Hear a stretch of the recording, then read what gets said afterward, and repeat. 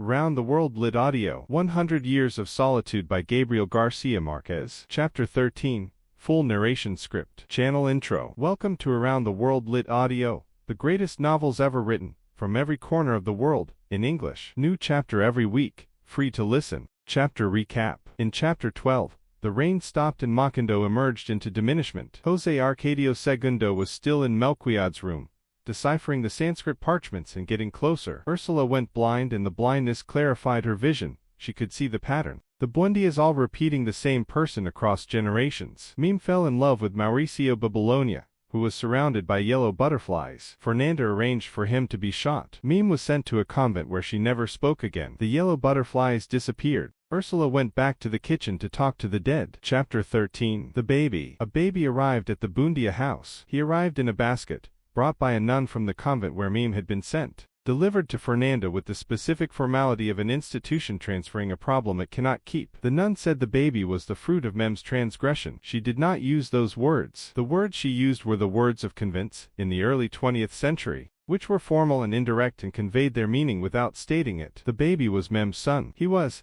therefore, Mauricio Babylonia's son, the son of the man with yellow butterflies, born in a convent because his mother had been sent there, delivered to the house that had caused all of this. Fernanda received the baby with the specific fury of a woman who has been given a problem she did not create and cannot refuse. She could not send him back. Even Fernanda's rigidity had limits, and the limit was an infant in a basket. She could not acknowledge him fully. Acknowledgement would mean acknowledging what Mime had done and what she herself had done to Mime. She told the household he was a foundling. She told everyone who asked that he had been found, that someone had left him at the door, that his origins were unknown, that the family was raising him out of Christian charity. She maintained this story with the consistency of someone who has decided that a lie, told completely and without variation, becomes a kind of truth. The baby's name was Aureliano, the last Aureliano. He was small and dark and solitary from birth, with the specific quality of someone who has arrived in the world already knowing that the world is not organized for their comfort, who has absorbed the information of his arrival,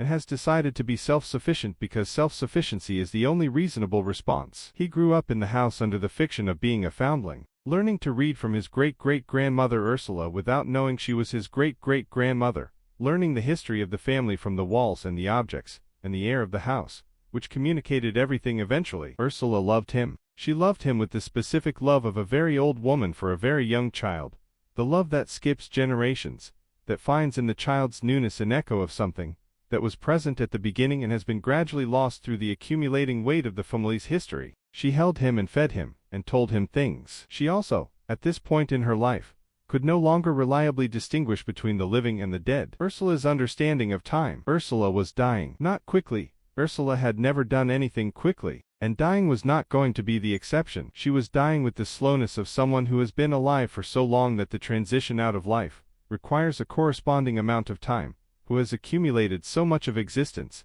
that the process of leaving it must be gradual. She was very small. She had been shrinking for years, the specific shrinkage of extreme old age, the body returning to something more compact and essential, until she was almost the size of a child, a very old small woman, who moved through the house by touch and memory. She was still talking to the dead, and she arrived, in the long interior monologue of her last years, at an understanding of time that was different from anything she had understood before. She had always thought of time as linear, as a thing that moved forward, that had a before and an after, that accumulated in one direction. The past was behind. The future was ahead. The present was the narrow moving point between them. She now understood that time was circular. She understood it not as a philosophical position, but as a direct observation. She had been watching the Buendias long enough to see the circle complete itself. The children she was watching now, young Aureliano, the last of the line, had the same gestures, the same obsessions, the same quality of solitude, as the first José Arcadio Buendía,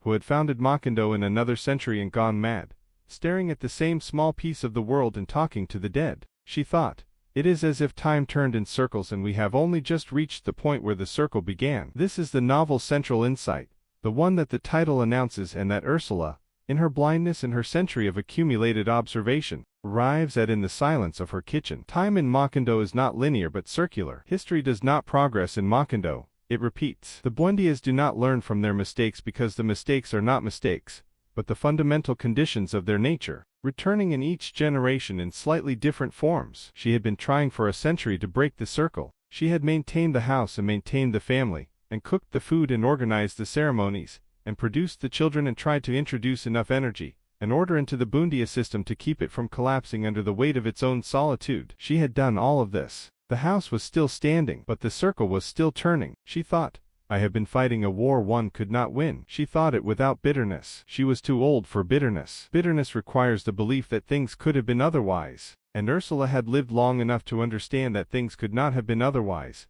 that the Buendías were what they were and that she had loved them as they were and that this was sufficient. She began to withdraw. She withdrew from the kitchen and from the conversations with the dead and from the management of the house that she had maintained through blindness and extreme old age. She withdrew into herself, into the interior space of a very old person, who has decided that the outside world has said everything it has to say and that the inside world still has things worth attending to. The household arranged themselves around her absence without fully acknowledging that she was absent. Santa Sofía de la Piedad leaves. Santa Sofía de la Piedad left the house. She had been there for decades, had arrived as the wife of one of the Aurelianos, and had stayed through the deaths and the dispersals, and the rain and the banana company's departure, and the slow deterioration of everything, maintaining the house with the specific invisible competence of someone whose labor is so constant and so necessary that it becomes invisible. She had cooked and cleaned, and maintained the fabric of the house. She had been there. The family had not noticed her being there in the way that people do not notice the things that are always present. She had been part of the house the way the walls were part of the house,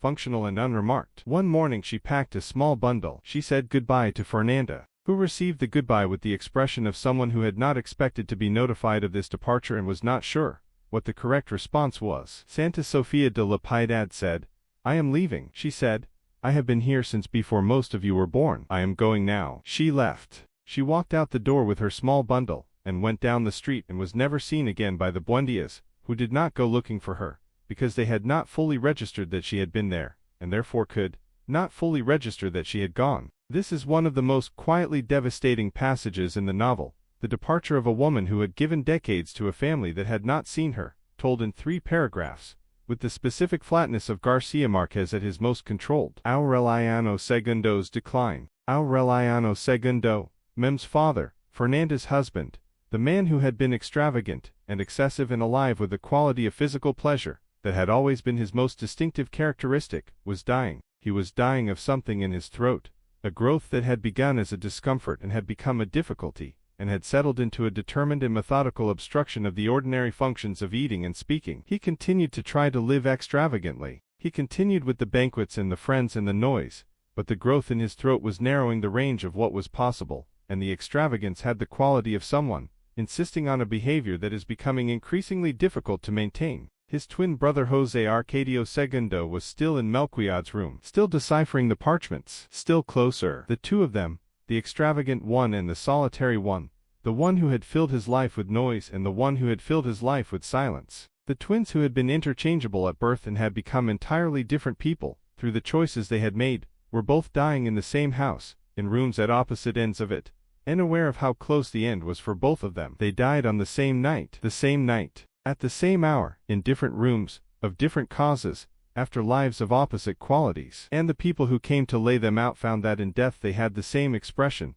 the same face, the same specific stillness, the same quality of having arrived at the same place by completely different routes. The house received their deaths with the specific equanimity of a house that has received many deaths and knows the procedures. The jungle continued outside. Young Aureliano, the last of the line, read everything he could find, and talked to no one and grew toward whatever he was going to be. Chapter Transition. You have reached the end of Chapter 13 of 100 Years of Solitude, by Gabriel García Márquez. The last Aureliano is in the house. Ursula is withdrawing. The twins are dead. The circle is visible now to anyone who is paying attention. In Chapter 14, the last generation of Buendías arrives at the final form of the family's solitude, and José Arcadio Segundo's parchments are almost deciphered. Chapter 14 is available next week. Subscribe to Around the World Lit Audio so you never miss a chapter. A new chapter arrives every week.